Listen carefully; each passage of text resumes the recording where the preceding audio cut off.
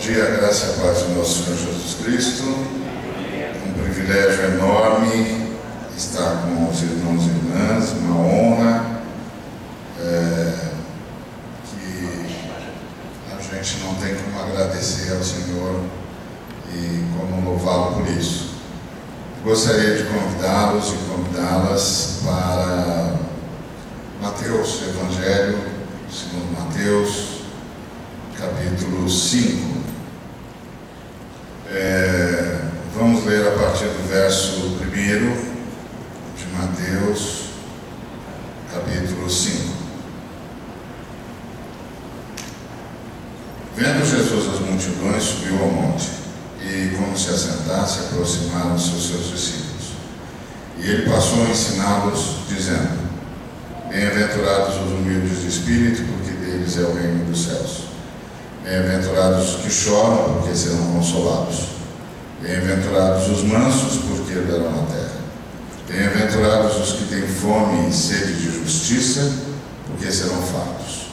Bem-aventurados os misericordiosos, porque alcançarão misericórdia. Bem-aventurados os limpos de coração, porque verão a Deus. Bem-aventurados os pacificadores, porque serão chamados filhos de Deus. Bem-aventurados os perseguidos por causa da justiça, porque deles é o reino dos céus.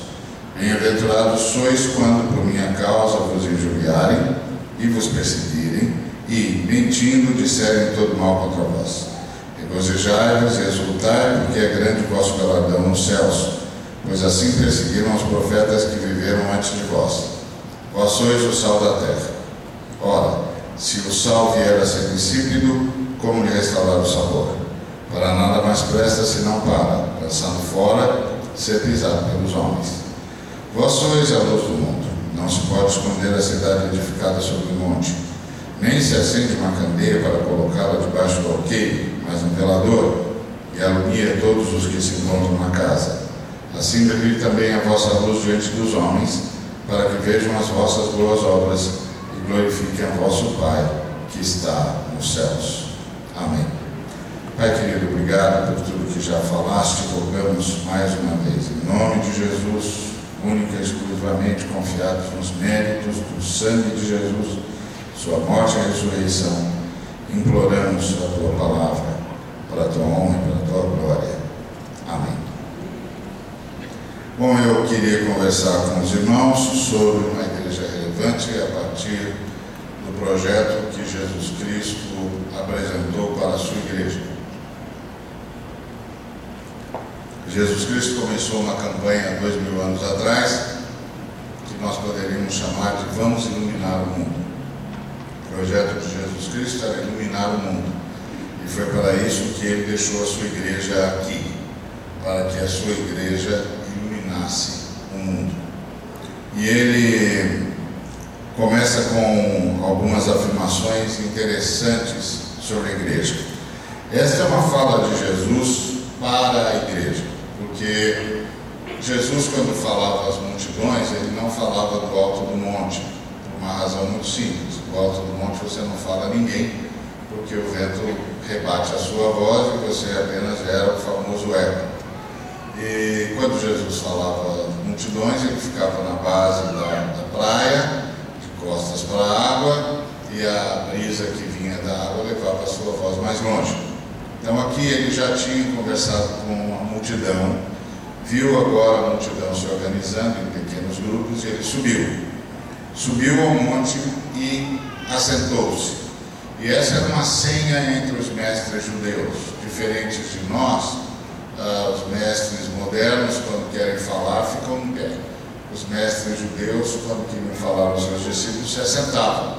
E aí os seus discípulos se aproximavam deles e ficavam a seus pés, ouvindo os seus ensinos. Daí porque o apóstolo Paulo, por exemplo, fala de si mesmo como alguém que estudou aos pés de Gamaliel, porque essa era a lógica, que é sentar-se aos pés do mestre para ouvir os seus ensinos. Então os discípulos se acercaram e se assentaram, e ele passou a ensiná-los dizendo: bem-aventurados os humildes de espírito, e e assim por diante, como nós já lemos. E nesse discurso de Jesus, que toma 3 capítulos do Evangelho segundo Mateus, que nós chamamos de Sermão do Monte, Jesus propõe a igreja como iluminadora do mundo. Porque Jesus não disse, vós sois os iluminados do mundo. Ele disse, vós sois a luz do mundo. Vós sois os luminosos do mundo. Vós sois os iluminadores do mundo. A ideia não é que somos os iluminados. A ideia é que somos os que iluminam. Somos os que espargem luz. E essa luz é o movimento natural da vida de Cristo em nós. Porque a Bíblia diz que a vida de Cristo é a luz que, vinda ao mundo, ilumina a todo homem. Então nós somos os portadores da vida do Cristo. E os portadores da vida do Cristo têm em si uma característica. E a característica que os portadores da vida do Cristo têm é: eles são a luz do mundo. Eles iluminam o mundo. Eles espargem a luz do Cristo ao mundo. Então o Senhor começou uma campanha. A campanha que o Senhor começou é: vamos iluminar o mundo. Essa campanha é precedida por uma natureza, que é a natureza do Cristo em nós, e é precedida por uma base. A base é o que Jesus chama de o sal da terra. Ele não disse que nós deveríamos salgar a terra ou procurar que haja sal na terra. Ele disse, vós sois o sal da terra. E a ênfase aqui no sal da terra é o caráter, porque o que ele pede a nós não é que esparjamos sal, que provoquemos sede, mas que não percamos o sabor, que não percamos o caráter do sal, o sabor do sal. E no tempo de Jesus, o sal era um elemento essencial para evitar a deterioração. A mulher palestina, como a mulher nordestina, sabe que não existe nada melhor para conservar alimento do que uma boa junção de sal e sol. Sabendo trabalhar com sal e com sol, você preserva muita coisa. Então, a característica básica do povo de Deus, segundo Jesus, era ser sal e luz. Como sal, caráter. Gente que não perde o sabor. Gente que não abre mão dos seus valores. Gente que sustenta-se sobre os seus valores. E que são por esses valores norteados. Sal. E luz, aqueles que espargem a luz. Então, como sal, a gente evita o avanço da maldade, e como luz, a gente faz a maldade retroceder. Então, esse é o movimento da igreja. Ela evita o avanço da maldade por causa do seu caráter e faz a maldade retroceder por causa da sua capacidade iluminadora. Eu me lembro de um homem em São Paulo, um cristão muito sério, que foi levado ao cargo de presidente de uma autarquia no estado de São Paulo, uma autarquia que gerava muitas obras. Então, logo na primeira semana, ele recebeu a visita de muitos interessados em obras, gente que já era prestador de serviço costumeiro daquela autarquia, que foram saudá-lo, e no meio da saudação lhe disseram que tinham um presente para ele e que ele nem precisava se preocupar muito, bastava apenas que declinasse o nome de alguém, que o presente chegaria até ele por meio dessa pessoa. Quando ele ouviu isso, ele abriu a porta da sala de reunião, chamou todos os funcionários dele que estavam no escritório, mandou-os entrar. Quando os funcionários entraram, ele disse para a pessoa que havia lhe dito sobre o presente: Por favor, repita diante de todos o que o senhor me disse. Aí o homem imediatamente desconversou, disse que talvez tivesse sido mal interpretado, e aí esse irmão voltou-se para ele e disse: bom, então os senhores agora sabem que a partir de hoje nós vamos cumprir a lei, que as coisas vão acontecer segundo as regras, e a nossa reunião está encerrada. Muito obrigado, foi um privilégio conhecê-los. E a reunião acabou, e ali naquele momento ele se revelou como sal da terra, aqueles que impedem o avanço da maldade. Então, aquelas pessoas que estavam acostumadas a um determinado procedimento se deram conta de que naquele dia tinham encontrado uma barreira intransponível, que a maldade não avançaria mais, a maldade estava detida ali. Essa é a ideia de sal da terra. Nós somos pessoas que carregam valores e que se sustentam nesses valores. O apóstolo Paulo, inclusive, vai dizer que na nossa luta contra os principados e potestades, a primeira coisa que nós precisamos ter é um cinturão da verdade e a couraça da justiça. A couraça da justiça é o conjunto de valores que norteiam a nossa identidade e que Jesus chama de o sal. Então é preciso ser sal. Então não é alguma coisa que a gente faz, é algo que a gente é. E a beleza do texto de Jesus é que Jesus não diz isso como algo que nós tenhamos de buscar, mas como algo que nós já temos recebido. Ele não diz vocês devem ser, ele diz vocês são. Quando a gente se converteu, quando a gente nasceu de novo, a natureza do último Adão foi agregada a nós pela habitação do Espírito Santo. Nessa natureza está o sal e a luz. Já está em nós, é parte de nós. É a nossa natureza renascida, nossa nova natureza em Cristo Jesus. Então, o que Jesus disse é que a gente não podia perder o sabor. Então é inegociável. São os nossos valores, e são os nossos valores que formam, que dão conteúdo à nossa identidade. Isso faz a gente ter uma senhora de uma transformação no modo de viver. Me lembro de uma pessoa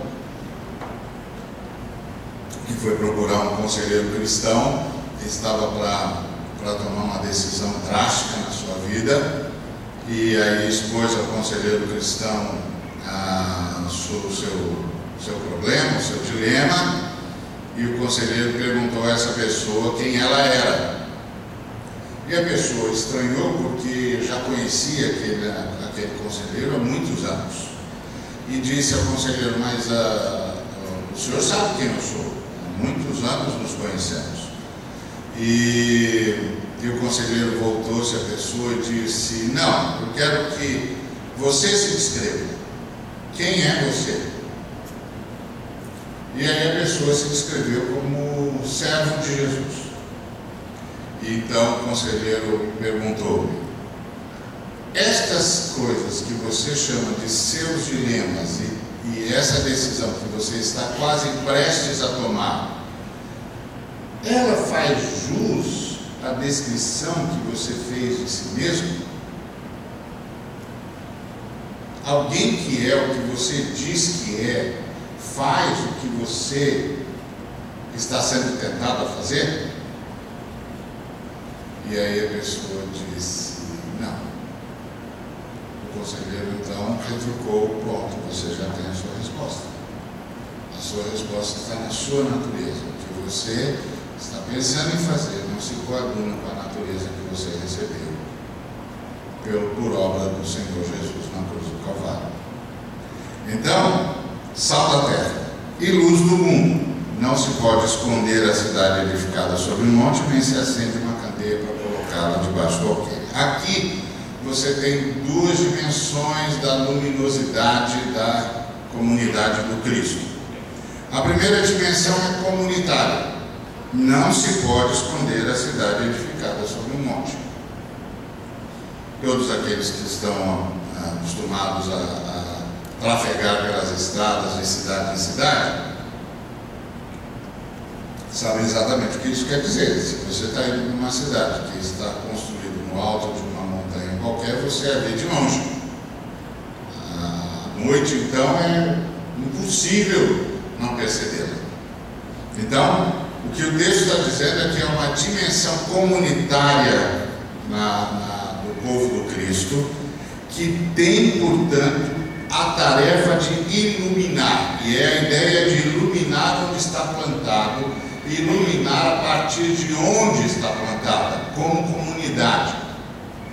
É uma comunidade que ilumina tudo que lhe é circunstante, tudo que está à sua volta, tudo que é afetado pelo ambiente onde está essa comunidade. Então, é uma luminosidade que se demonstra através das boas obras, porque Jesus Cristo disse: assim brilhe também a vossa luz diante dos homens, para que vejam as vossas boas obras. Então, nós somos a luz do mundo e a nossa luminosidade aparece nas nossas boas obras. E há um sem número de boas obras que devem ser praticadas pela comunidade, como comunidade, no lugar onde ela está plantada. E há um sem número de boas obras que devem ser praticadas por cada membro da Igreja do Cristo, como candeias acesas. Então, a primeira questão que nós temos aqui é a comunidade edificada sobre um monte. A igreja é essa comunidade edificada sobre a montanha. A montanha sobre a qual a igreja está edificada é o reino de Deus, a noção do reino de Deus. O reino de Deus é uma noção, um conceito que vem do Antigo Testamento. Quando Nabucodonosor teve o sonho, ele sonhou com uma estátua enorme. Essa estátua enorme era digna de adoração, conclamava os homens à adoração. Ele a observou de forma bastante cuidadosa. Ele percebeu que a cabeça da estátua era feita de ouro, que o tórax era feito de prata, que o colo era feito de bronze, que as pernas eram feitas de barro, e que os pés eram uma mistura de barro e de ferro, e que ela era portentosa, enorme, atraía a atenção de todos. E ele ficou ali admirando aquela estátua magnífica, quando uma pedra foi solta por mãos não humanas. E a pedra veio rolando em direção à estátua e feriu a estátua nos pés e derrubou a estátua, mas não parou.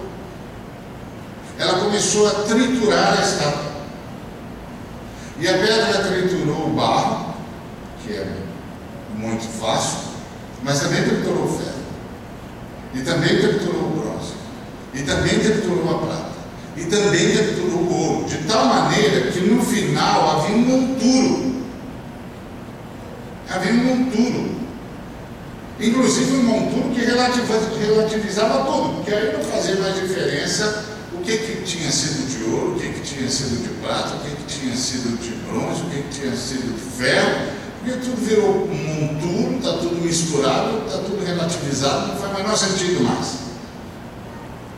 Aí vem um vento impetuoso, e o vento leva aquele monturo para longe, de tal maneira que limpa aquela área, e daquela estátua não fica sequer um sinal qualquer que seja. ela desaparece por completo.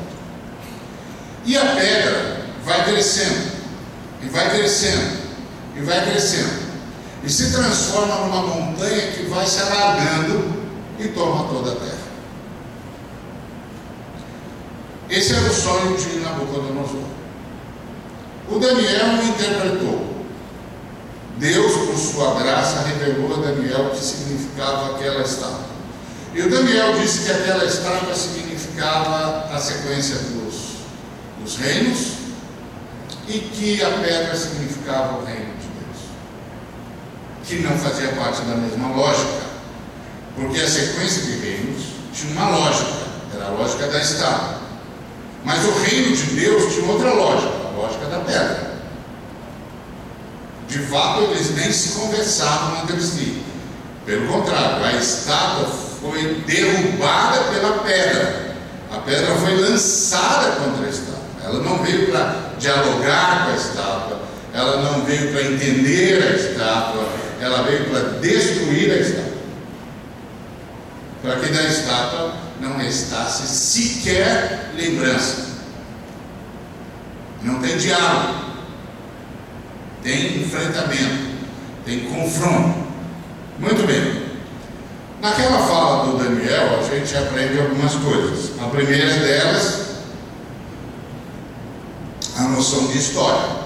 A noção de história que nós temos hoje, e que grande parte do mundo, se não o mundo todo, usa, foi a noção de história que Daniel imprimiu na sua descrição. Porque até Daniel falar, todo mundo acreditava que a história era um eterno retorno, uma repetição de eventos. Mas depois de Daniel ficou claro que a história era uma sucessão de eventos e que esses eventos tinham um fim, um propósito, um objetivo. Os marxistas, por exemplo, falam em determinismo histórico. Eles jamais poderiam ter o conceito de determinismo histórico se não tivesse havido a fala de Daniel, porque aquilo lá é a ênfase deles no determinismo histórico é tão somente a lógica de Daniel levada para um outro patamar, que é a lógica de que os eventos não se repetem, eles se sucedem, e eles se sucedem com um objetivo. Só que no evento de Daniel, eles se sucedem para um objetivo, e o objetivo é o reino de Deus, que por sua vez não faz parte da lógica da estátua, porque é a pedra. De fato, ela ataca a estátua, derruba a estátua, tritura a estátua e a estátua desaparece. A estátua é a tentativa humana de responder as perguntas dos homens sem levar em consideração a existência de Deus ou a hipótese de Deus. Os seres humanos só fazem 3 perguntas. Só 3. Nós, seres humanos, de todas as raças, tribos, línguas e nações, só fazemos 3 perguntas. Qualquer livro que você leia, qualquer curso que você faça, em qualquer universidade, em qualquer canto da terra, você vai se deparar com a tentativa de responder 3 perguntas. Qual é o sentido de todas as coisas? Por que estamos aqui, de onde viemos, porque somos, o que é, qual o sentido de tudo? Como a gente faz para viver junto?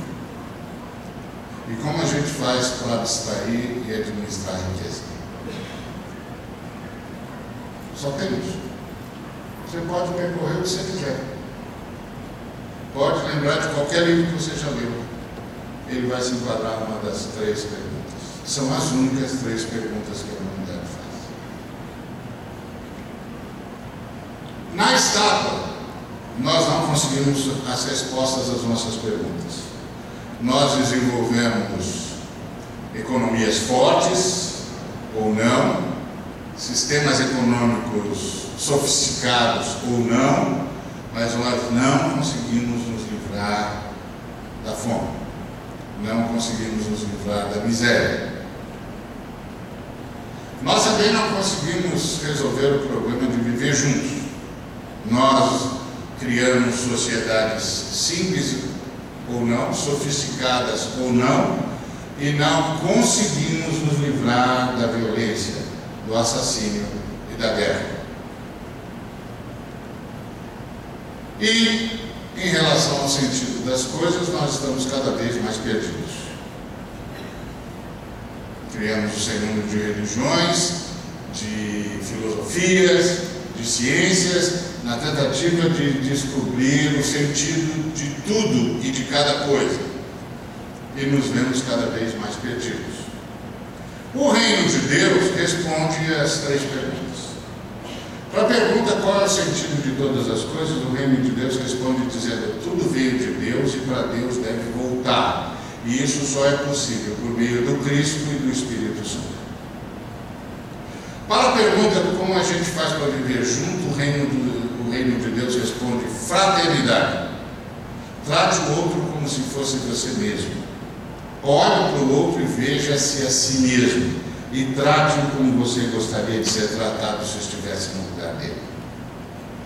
E para a pergunta como a gente faz com a riqueza, como nós a extraímos, como nós a administramos, como nós devemos distribuí-la, o reino de Deus responde com solidariedade. Solidariedade. Veja a necessidade do outro como se fosse a sua. Administre tudo com solidariedade para com o planeta e para com o próximo. Porque o reino de Deus deu um nó na lógica da alteridade. A filosofia desenvolveu a questão da autoridade, da alteridade. Ou seja, você é o outro em relação a mim, eu sou o outro em relação a você. E o outro é necessariamente o diferente. O outro é necessariamente o que compete comigo. O outro é necessariamente o que disputa pelas mesmas prerrogativas que eu disputo. A fé cristã deu um nome nisso. E a fé cristã transformou o outro em o próximo. E o próximo é aquele a quem eu devo amar. O próximo é aquele a quem eu devo servir. O próximo é aquele de quem eu devo ser fraterno. O próximo é aquele a quem eu devo ser solidário. Então, a igreja está sob a montanha que é o reino de Deus. Portanto, a igreja é movida por essas 3 dinâmicas: a devoção, a fraternidade e a solidariedade. A devoção porque tudo veio de Deus e deve voltar para Deus. E isso só é possível por meio do Cristo e do Espírito Santo. A fraternidade porque todos somos irmãos. O outro não é o outro, é o próximo. A alteridade cristã não intitula o que está à sua frente ou ao seu lado de o outro, mas o próximo, aquele a quem eu devo amar, com ênfase na necessidade dele. Porque Jesus, quando contou a parábola do samaritano, ele não perguntou, no final da história da parábola, ele não perguntou ao mestre da lei: quem é o próximo do samaritano? Não, ele perguntou: quem foi o próximo do moribundo? O que o senhor estava dizendo ao mestre da lei é: você fez a pergunta errada, meu filho. Você perguntou quem é o meu próximo, e você deveria ter perguntado de quem eu devo ser próximo. E eu diria para você: de todo aquele que você vir que precisa de você. Porque Jesus não perguntou, o mestre da lei perguntou: quem é o meu próximo? E Jesus contou a história a parábola do samaritano. Mas no final da história, o Senhor virou-se para o mestre da lei e perguntou: quem foi o próximo daquele que estava caído à beira do caminho? Como o mestre da lei jamais diria o samaritano, por puro preconceito, O mestre da lei disse: aquele que o tratou com misericórdia. E aí o Senhor disse ao mestre da lei: vá tu e faça o mesmo. Fraternidade, solidariedade. Então a igreja opera com essas três dinâmicas: devoção, solidariedade e fraternidade. E a partir dessas três dinâmicas manifesta a sua luminosidade através das suas boas obras na comunidade onde está plantada. E assim ela se torna relevante. Por exemplo, eu me lembro de um moço, um pastor na zona leste de São Paulo, e ele disse que teve uma experiência muito curiosa. Ele é de uma região muito pobre da cidade de São Paulo e estava tendo ajuda de missionários internacionais para construir o local de reunião da comunidade. Os missionários já tinham feito a oferta, eles estavam ali no terreno observando o que iam construir e como iriam fazer. Quando passa um homem pedindo socorro, esse moço, pastor, interrompe o homem e pergunta o que é que ele está precisando. E o homem disse: eu preciso de um carro. E o pastor disse: como assim um carro, meu amigo? Ele sabe o que é? A minha esposa está para dar à luz e a ambulância não vai chegar em tempo, eu preciso de um carro para levá-la para o hospital. Ele então ligou para um dos membros da igreja, que tinha um coisezinho, né? Um carro que vai e volta, que é o que basta, e falou: olha, tem uma senhora aqui, você bota no seu coisé e leva. Eu não sei como é que vocês chamam aqui no Rio, mas lá em São Paulo você tem um carrinho caindo aos pedaços, né? Que vai e volta, a gente chama de coisé. Então é um coisézinho. Então, ele botou no coisézinho dele e foi. Quando ele foi, caiu a ficha do pastor, porque o pastor há tempo vinha observando que no bairro morria muita gente. E naquele dia ele se deu conta de que morria muita gente porque a ambulância não chegava. A distância era tão grande e o trânsito tão intrincado que quando a ambulância chegava havia muito pouca coisa por fazer. Aí ele falou com os missionários lhe deram mais R$4.000, era tudo que eles podiam dar. Ele saiu pelos becos e valados de São Paulo, que aliás São Paulo é pródigo em becos e valados, e achou uma Kombi caindo aos pedaços por R$4.000. Comprou, levou a Kombi com R$4.000 para lá para a igreja, reuniu os irmãos que sabiam tudo sobre carro. Começou uma campanha e transformou aquela Kombi na primeira ambulância de remoção do bairro. Reuniu os irmãos que podiam dirigir aquele tipo de automóvel. Criou um sistema de rodízio e mandou avisar a todo o bairro que agora tinha uma ambulância disponível ao bairro 24 horas por dia, que bastava ligar para a igreja. Bom, uma coisa vai chamando a outra. A última vez que eu fui pregar naquela igreja, ela é um centro na comunidade. Quase todas as necessidades da comunidade encontram um amparo na igreja. Gente com filhos com necessidades especiais, eles criaram um centro de fisioterapia para gente com necessidades especiais, porque não tem lá próximo. E por aí vai. Eu me lembro que a última vez que eu fui lá, eu entrei, tinha um carro de polícia estacionado na frente do local de reunião. Eu entrei, tinha duas policiais, eu encontrei com ele, tomamos café, conversamos e tal, e entrei para conversar com ele no escritório. Quando saí, tinham outros dois policiais, e eu disse: ué, rapaz, o que está vendo?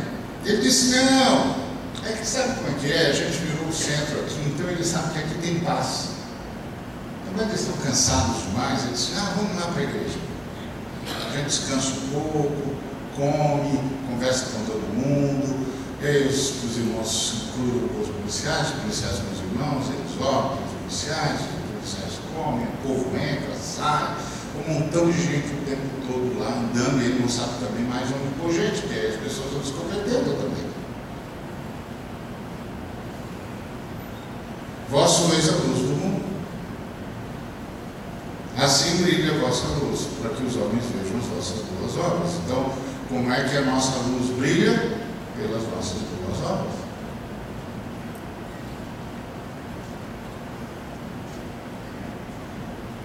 Simples assim. Eu me lembro que a primeira vez que eu fui pregar naquela igreja, eu não tinha GPS ainda, eu não sabia chegar, porque é longe mesmo, e aí encontrei uma senhora e perguntei para ela: a senhora sabe onde é a praça tal? E ela disse para mim: o senhor vai na igreja tal? Eu disse: vou. Ela falou: o senhor ainda está longe, mas é assim, ensinou direitinho. Eu falei: a senhora é lá na igreja? Ela falou: não. Eu falei: como é que a senhora sabe? Ela falou: o bairro todo aqui sabe onde é aquela igreja.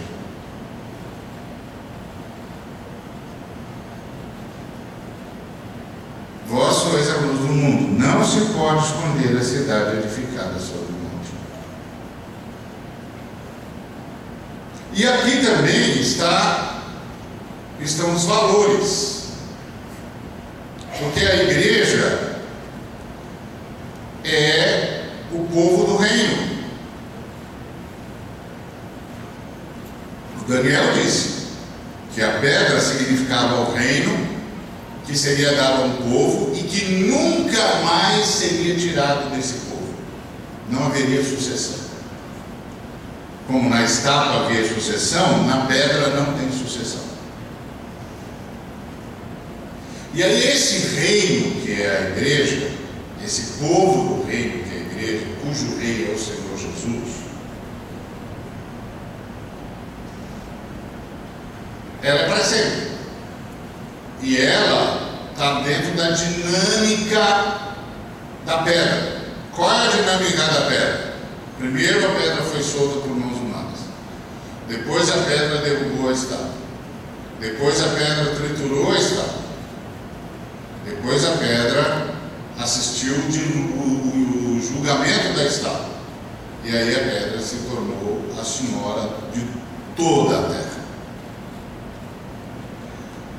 Quando o Senhor Jesus foi anunciado e chegou, nós tínhamos a pedra solta por mãos não humanas. Quando o Senhor Jesus ressuscitou ao terceiro dia e trouxe consigo as chaves do céu e do inferno, a estátua estava derrubada. Quando o Pentecostes aconteceu e o Espírito Santo nos tornou testemunhas de Cristo, mandando-nos para todos os cantos da terra, para todos os povos, línguas e nações, a estátua começou a ser triturada.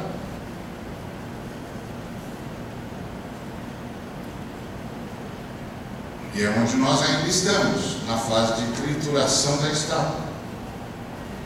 O que eu chamo de trituração da estátua? Dia desses, um filósofo estava sendo entrevistado num programa de TV, e o entrevistador perguntou ao filósofo o seguinte: como é que você vê essa questão dos direitos humanos e os cristãos? Você acha que os cristãos serão um problema para essa questão dos direitos humanos? E o filósofo voltou-se para o entrevistador e disse: meu amigo, direito humano é uma invenção cristã. Antes dos cristãos, ninguém tinha noção de direito humano. Os cristãos foram que nos ensinaram que todas as pessoas são iguais. Os cristãos foram que disseram que não pode haver discriminação. Os cristãos é que emanciparam as mulheres, reconheceram o direito das crianças e a honra aos idosos.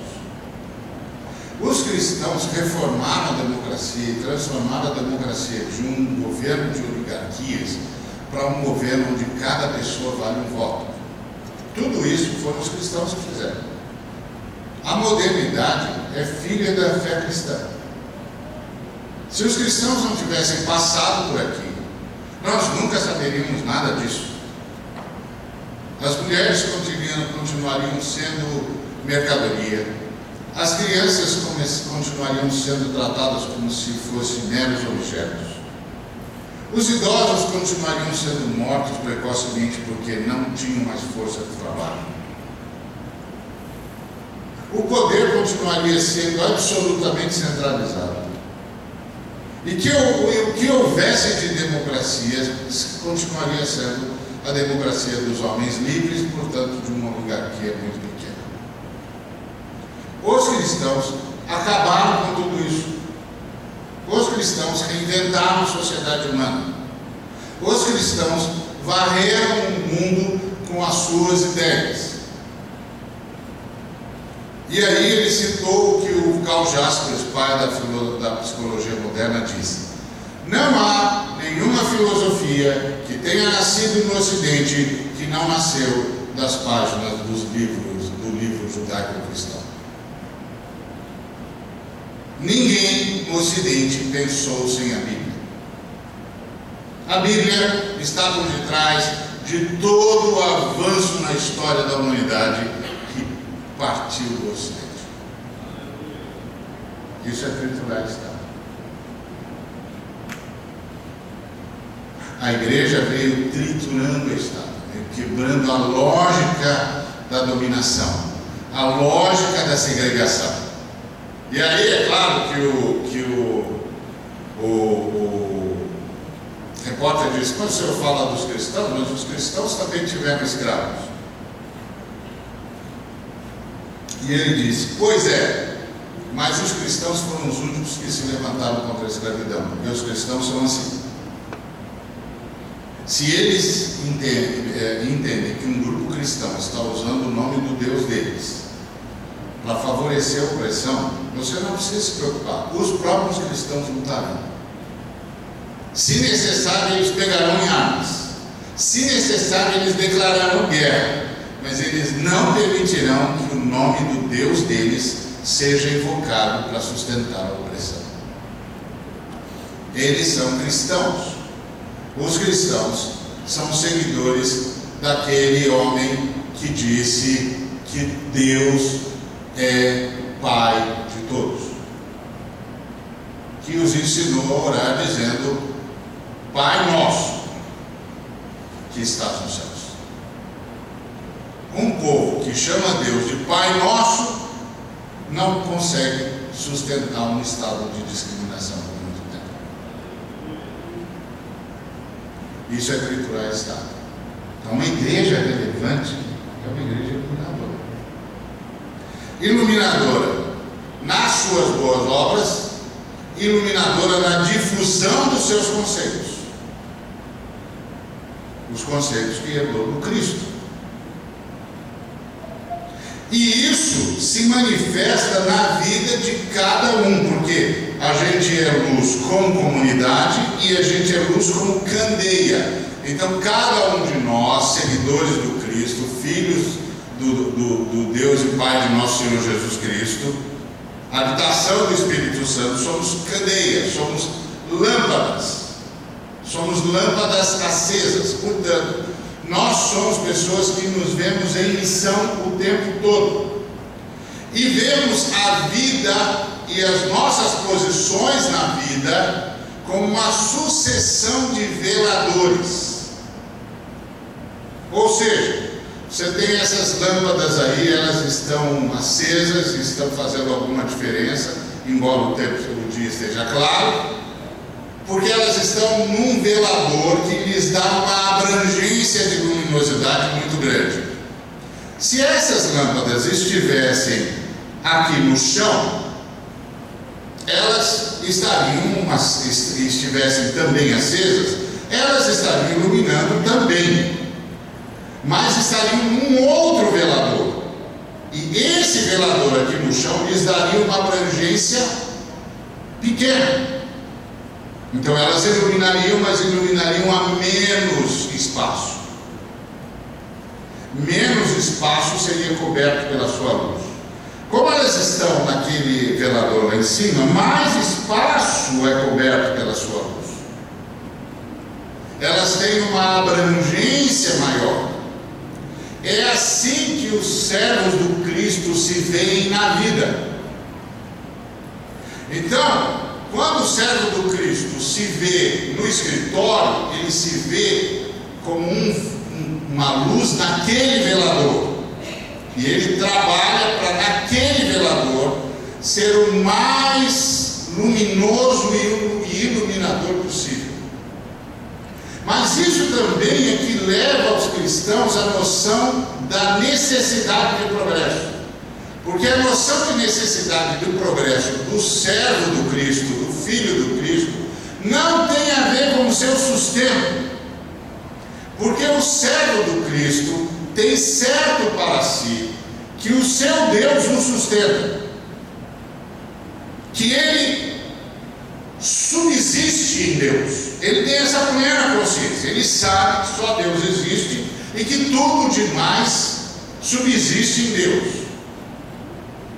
Porque em Deus que nós vivemos, nos movemos e existimos. Então nós não somos, nós estamos. Só Deus pode dizer eu sou, porque só Deus, só a Trindade banca a sua existência. Eu não banco a minha existência. Então eu não posso dizer eu sou, eu posso dizer eu estou e estarei até quando a Trindade decidir que eu seja necessário. Quando a Trindade entender que eu não sou mais necessário, a Trindade me levará para esperar a ressurreição em paz, porque eu vou ressuscitar como você. Porque a fé cristã não é uma fé que termina na morte, é uma fé que termina na ressurreição. Os cristãos não celebram a morte. A morte é uma tragédia. Os cristãos celebram a ressurreição.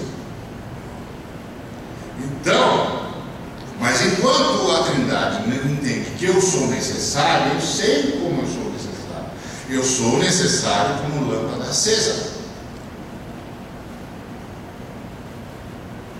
Então, no velador onde eu estiver, esse velador me dará a abrangência da minha luz, da minha luminosidade. Então, a noção de progresso para o cristão é estar em veladores cada vez de maior abrangência.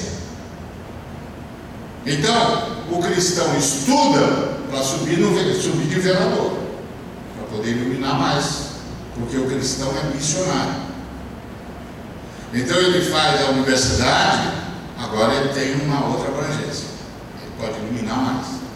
Aí ele vai para o mestrado, aí ele vai para o doutorado, aí ele vai para o pós-doc, aí ele vai até conseguir o máximo que ele puder, porque ele quer ter a abrangência maior possível, porque ele tem uma missão, e a missão que ele tem é iluminar. Ele é alimentado pela comunidade iluminadora da onde ele vem, e com a qual ele coopera na iluminação comunitária, mas ele tem uma missão particular, pessoal, mas não privada, porque é sempre ligada à comunidade. Porque a fé cristã conhece a noção de particular, mas não conhece a noção de privado. Porque os cristãos se submetem uns aos outros no temor do Senhor e estão sempre dispostos uns aos outros para serem admoestados e para crescerem juntos. Então os cristãos têm a noção de particular, mas não têm a noção de privado, porque a igreja é um corpo. Seria muito curioso se, ferido um dos meus dedos, meu polegar, por exemplo, meu outro polegar, minha outra mão viesse socorrê-lo e o polegar dissesse: não se mete, você não tem nada a ver com isso. Todo o meu corpo olharia para ele e diria: como? Você está se esvaindo em sangue e você está pensando que esse sangue está saindo de onde?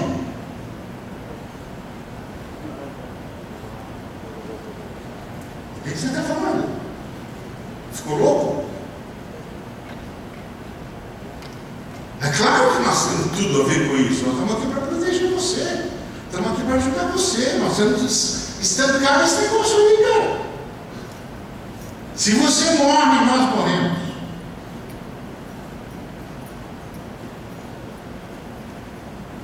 Então a noção cristã de comunidade é muito mais ampla. A noção cristã de comunhão é muito mais ampla. A noção do Cristo de fraternidade é densa. Não se encerra com vescote, não. Então, luz do mundo. A comunidade, através das suas obras, impactando, causando impacto no lugar onde está plantada. E a comunidade, através de cada uma das suas lâmpadas. Inclusive, é assim que os apacentadores cristãos apacentam. Eles sempre apacentam cada ovelha a partir da missão da ovelha. Porque todos nós cristãos vemos os problemas que temos de enfrentar à medida em que eles cooperam ou atrapalham a nossa missão, porque nós somos gente em missão. Nós não nos vemos de outra forma, nós somos gente em missão. Então eu estou com essa formação, meu irmão, e estou nesse lugar porque daqui ilumino com a luz do Cristo. Se algo começa a impedir-me de ser efetivo na minha missão, eu grito por ajuda. Para que a minha luz não se apague, não seja reduzida e o efeito da minha estada naquele velador não seja menor do que poderia ser. A outra é a concepção cristã. Então a gente, quando pastoreia, quando apacenta a partir do velador em que o irmão está, em que a irmã está, para ajudá-la a ser eficaz como cristã, como cristão. Que foi aquele primeiro exemplo que eu dei. O homem lá na autarquia, ele deteve o avanço da maldade e depois ele partiu para as obras. Quando ele pegou a autarquia era deficitária, nunca cumpria nenhum cronograma, estava sempre no vermelho e a qualidade do seu trabalho era de ruim para péssimo. Quando ele saiu, aquela autarquia era uma das 3 mais eficientes do mundo. Tinha cumprido todo o seu cronograma. Tinha dinheiro para o próximo mandato. Ele saiu porque o governador do meu estado, na época, decidiu que ia ser presidente e pediu para o irmão desviar certos recursos, alguma coisa assim, e ele disse: pronto, ok, eu entendi que o senhor está querendo a minha carta de demissão na sua mesa amanhã. Eu vou apresentar. Acabou aqui. Sal da terra e luz do mundo. Então, aí você diz: o que isso tem a ver com as bem-aventuranças? As bem-aventuranças são os componentes da luz. Nós somos pessoas. Você sabe que a Bíblia não diz o que é felicidade. Inclusive a Bíblia não acredita em felicidade como algo que você vai buscar fora de si. Mas a Bíblia descreve que tipo de gente é feliz. Então, felizes são os humildes de espírito. Os humildes de espírito são aqueles que sabem que dependem de Deus, que sabem que só pode conjugar eu estou, nunca eu sou, e portanto são gente que quebram toda e qualquer noção de discriminação, de segregação, porque sabem que todos estão e que só a Trindade é. Que só a Trindade pode conjugar o verbo ser, que todos os outros seres humanos só podem conjugar o verbo estar, e todos estão na Trindade e vivem por sua graça. Portanto, os humildes de espírito dão fim a todo e qualquer tipo de discriminação. Eles não conseguem nem pensar com essa categoria. E mais, eles são os que choram, os que se compadecem. É uma compaixão ativa. Uma compaixão ativa. Eles são os que lutam pelos direitos, os que reconhecem a supressão do direito do outro e se envolvem para que o direito do outro seja reconhecido e a exigibilidade do direito seja cumprida. Eles são os que se mexem por compaixão. Não é por dó, porque compaixão é uma solidariedade passional. É aquela indignação diante de alguém que não está usufruindo do que tem direito, como criatura da Trindade. Então, são os cristãos que fazem as nações darem saltos éticos. Li certa feita um homem que dizia que, falando sobre a China, dizendo que é inexorável que a China se torne a maior nação do mundo, não só demograficamente, mas economicamente, ibericamente, etc. Mas que dificilmente a China vai se tornar uma nação desejada.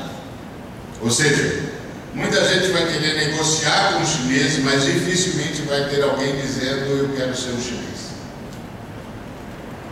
E aí o analista disse: porque as únicas nações que lograram ser nações desejadas são as nações onde a maioria dos seus habitantes, num determinado lapso do seu tempo, foram realmente cristãos. Porque quando os cristãos se mobilizam, eles fazem as suas nações darem saltos éticos. E o mundo todo observa e diz: eu quero ser como eles. Como os chineses não têm essa maioria cristã, eles provavelmente não conseguirão dar esse salto. Mas o analista disse: é verdade que o movimento cristão está crescendo muito dentro da China, de forma assustadora, inclusive. Já se tornou a maior instituição na China. Ou seja, antigamente a maior organização em número de membros era o partido. Agora é a igreja dos cristãos. A comunidade dos cristãos agora é a maior comunidade organizada na China. Não organizada institucionalmente, legalmente falando, mas um instituto. Você não precisa ter o aval do Estado para ser um instituto. Se você tem onde se reunir, como se reunir, normas, você é um instituto. Aquele grupo é um instituto. Se aquele instituto é reconhecido ou não, é outra história, mas é um instituto. Então, esse é o movimento cristão da história. Um movimento de compaixão. E os cristãos não são apenas compassivos e não são passivos, porque são mansos. E mansidão na Bíblia é a capacidade de distribuir, a capacidade de não sonegar nada. Por isso, mansidão na Bíblia é qualidade de líderes. Moisés é tido como o homem mais manso da terra. E Jesus, quando chama as pessoas a si, diz: aprendei de mim, porque sou manso. Manso nas Escrituras é a qualidade de líderes, porque é a capacidade de não sonegar, de repartir, de comunicar, de distribuir. Então a nossa compaixão é ativa porque nós somos mansos. E a nossa compaixão é ativa por causa da nossa mansidão, mas ela é construtiva porque nós temos fome e sede de justiça. Então nós somos aqueles que clamam para a noção de justiça. E a Bíblia diz, eu vou roubar uns 5 minutos, posso? A Bíblia diz que a justiça é uma semente que se semeia na paz. É muito interessante porque parece que a tendência natural é achar que a justiça é que produz a paz, e não a paz que produz a justiça. Mas o Tiago diz que o que produz a justiça é a paz. O que o Tiago está dizendo? O Tiago está dizendo que se eu não decidir, não entender, não compreender que eu tenho de viver em paz com o próximo, eu nunca vou reconhecer ao próximo o seu direito. Que você só reconhece o direito daquele com quem você sabe que tem de conviver, que tem de viver em paz, que você não pode oprimi-lo, você não pode absorvê-lo, você não pode destruí-lo, você tem de lhe conceder espaço, paz. Paz é a decisão de conceder espaço, de conceder legitimidade a todos, de conceder voz a todos. E é só quando eu decido por isso que a justiça se encontra, porque o direito é reconhecido. Então a igreja é o povo que clama aos homens a necessidade da paz, não dos panos quentes, da paz, do diálogo, da convivência, da liberdade. E à medida em que vamos solapando a ideia egocêntrica que sempre dominou o mundo, de que o mundo é do mais esperto, à medida que vamos quebrando essa lógica e passando para todos, triturando a estátua e passando para todos que o mundo é presente de Deus a todos os homens, e que os homens devem ser cooperativados, associados, que todos devem trabalhar pelo bem de todos. À medida que vamos pregando isso, vamos pregando a paz. E à medida que vamos pregando a paz, vamos dando luz à justiça. Isso é a igreja, o sonho de Jesus. Porque nós somos limpos de coração, somos pacificadores, somos misericordiosos. Misericórdia é uma palavra do Antigo Testamento que vem daquela palavra do radical haram, que é o radical para ventre, que quer dizer que misericórdia é ser como uma mãe que carrega a sua criança, seu bebê no ventre e lhe dá todas as condições necessárias para sobreviver. Quando a Bíblia diz que Deus, que as misericórdias do Senhor se renovam a cada manhã, é como se o Senhor a cada dia nos pusesse no seu ventre e dissesse: apesar de você, eu vou te dar condições para viver com dignidade. A fé cristã gera seres humanos misericordiosos, que lutam para que todos tenham dignidade. Então esse é o componente da nossa luz, porque esses são os elementos que vêm na vida do Cristo. Quando você lê Paulo, o Paulo diz assim: o fruto do Espírito é amor, paz, alegria. Quando você lê Jesus, você lê o seguinte: a vida do Cristo contém humildade, misericórdia, mansidão, compaixão, pureza de coração, pacificação, resiliência pela justiça. As bem-aventuranças são fruto do Espírito na voz do Senhor Jesus. O que é que compõe a vida que nós recebemos? E por isso, nosso é o reino dos céus. Porque o reino dos céus é daqueles que não discriminam, que abraçam, que oferecem o reino a todos. A consolação é nossa, porque a consolação é daqueles que, consciente do outro, choram pela necessidade do outro. A terra é nossa, porque nós somos os que distribuem. Se os egoístas possuíssem a terra seria de poucos.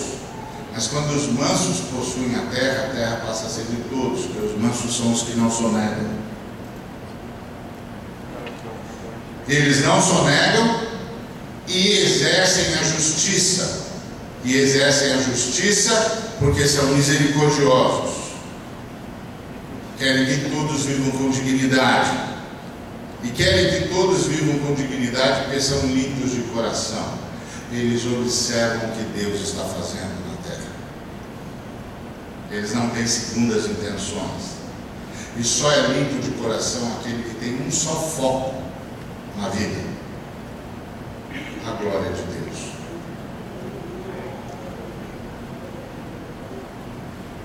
E aí esses limpos de coração são aqueles que proclamam a necessidade da paz. E os que proclamam a necessidade da paz são os resilientes pela justiça. Porque o que nós vamos encontrar pela frente são os homens da estátua que não querem admitir que os outros também têm direitos. Mas a eles vamos encontrar, porque nós somos resilientes pela justiça. E nós somos resilientes pela justiça porque nós não estamos fazendo isso por ideologia. Nós estamos fazendo isso por Jesus. Bem-aventurados sois quando? Por minha causa. Mentindo, disserem todo mal contra vós. Regozijai e exultai. Porque os profetas sofreram por minha causa. E vocês estão se igualando aos profetas. Aguarda a vocês o galardão de profeta. Vocês estão demonstrando a resiliência, a capacidade de resistência dos profetas. Sal da terra e luz do mundo. Esse é o sonho de Jesus para a sua igreja. Essa igreja tem sido relevante na história. Lembre-se disso. Essa igreja tem sido relevante na história. Porque nós construímos toda a noção de direito que há no mundo. Toda a noção. Me lembro de um analista falando sobre a Primavera Árabe e perguntaram para ele: por que você acha que os árabes, que são majoritariamente deterministas, estão clamando por liberdade? Porque o determinismo não clama por liberdade, porque tudo é segundo a vontade de Deus. Então, você vai falar o quê? Não é? Quando o camarada diz: não, tudo é segundo a vontade de Deus, então se o cara é escravo pela vontade de Deus. Se o cara é mau pela vontade de Deus. Certo? A fé cristã não acredita nisso. Por isso que a fé cristã ora: venha o teu reino e faça-se a tua vontade. Se a fé cristã acreditasse em determinismo, suprimia essa parte da oração. A fé cristã faz diferença entre manutenção e anuência. Deus mantém tudo, porque o que Deus não mantém não existe, mas Deus não concorda com tudo que mantém. Deus respeita todos os protagonistas na história e espera que o seu povo faça com que tudo que ele controla, sustenta, viva sob o governo dele. O reino de Deus é tudo que Deus controla, Deus sustenta tudo. O reinado de Deus é a vontade de Deus sendo feita.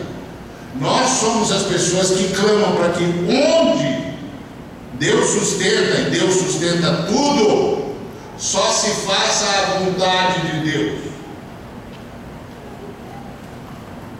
Então nós somos os que denunciam Que há injustiça porque não está sendo feita a vontade de Deus. Que há miséria porque não está sendo feita a vontade de Deus. E por isso nós oramos diariamente: venha o teu reinado, faça-se a tua vontade na terra e no céu. Então o analista disse, quando perguntado por que você acha que está vendo a primavera árabe, ele disse: porque as ideias dos cristãos atravessaram as fronteiras. Aí o camarada disse: como assim? Ele disse: não, os cristãos não conseguiram converter os árabes na sua totalidade, mas as ideias dos cristãos estão passando, atravessando as fronteiras, porque só os cristãos clamam por liberdade. Só os cristãos têm noção de liberdade. Só os cristãos clamam por justiça. Só os cristãos clamam por igualdade. Por isso, é impossível contar com os cristãos para oprimir. Eles sempre vão gritar que foi para a liberdade que Cristo nos libertou. Que Deus nos abençoe.